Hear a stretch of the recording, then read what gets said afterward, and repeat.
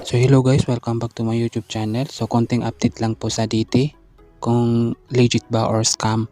Kasi nung November 3 so nagbigay sila po ng statement or notice. I-discuss ko po dito sa hindi pa nakakaalam guys. So yun, panoorin niyo po ito kung ano po ang ibig sabihin nun.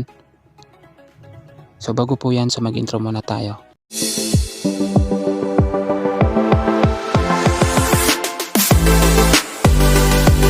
So kung bago pa lang sa akin channel guys, so don't forget to subscribe and hit the notification bell for more updates.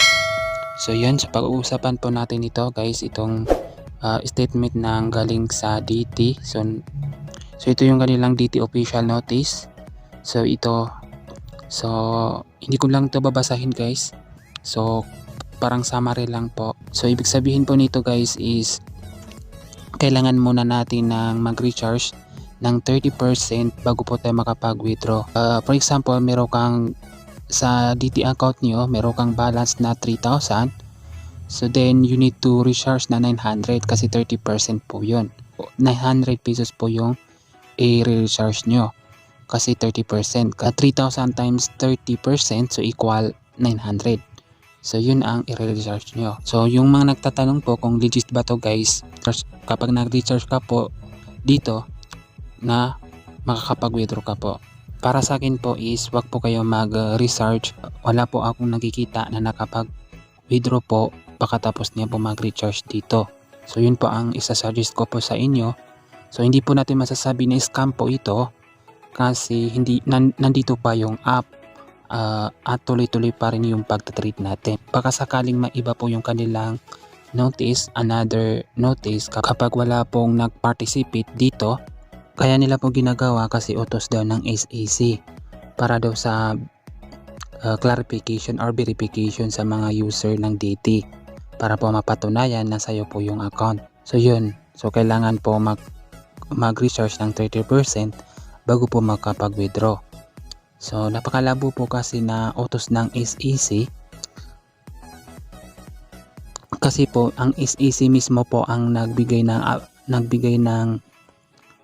sa mga tao ng wag po sumali dito kasi scam po daw. Alam po natin na sila po ang naka-hold po sa pag-withdraw po natin. Wala po kinalaman dito si SEC. So wag po tayo maniwala po dito. Mabuti na lang guys kung 30% withdrawal fee yung kukunin nila sa atin. Ang sabi nila po kapag hindi po tayo makapag-recharge hanggang November 6, so magiging frozen yung ating account po. So yun, update ko lang po kayo. Kung meron naman official notice, kasi kapag hindi po sila, kapag wala pong nag-participate dito na wala po talagang nag-recharge po dito ng 30% bago makapag-withdrawal, so sigurado po ako na ibahin nila naman yung kanilang notice.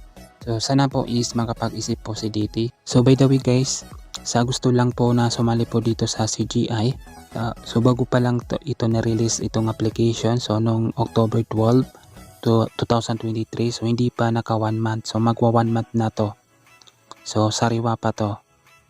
So yun, so habang legit pa to guys, so habang legit pa at nagbabayad po ito, habang nagbabayad pa itong application, so sumali na kayo dito sa gusto lang po na sumali dito. Kasi alam po natin na kapag tumatagal yung isang application, so hindi po yan magbabayad kapag tumatagal po yung application.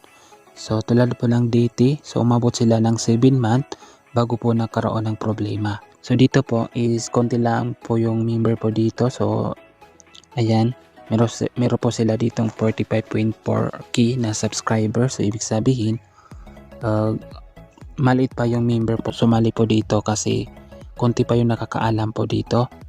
So same po dito sa DT guys, parang DT po ito, iba po yung may-ari po nito. So yun, so ganun po ang gagawin niyo po dito. So magta-trade din kayo every 8 PM hanggang 18 yung pagta-trade. So 10 minutes po yung pagta-trade natin dito, 10 minutes compare doon sa DT na 30 minutes. Meron din trading signal na isi-set nila, yun ang ipapalo natin. So kung interesado ka po guys, So ipim niyo po ako sa aking Telegram.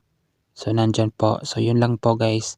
Sana po naintindihan niyo po. So maraming salamat po sa panonood and God bless to all.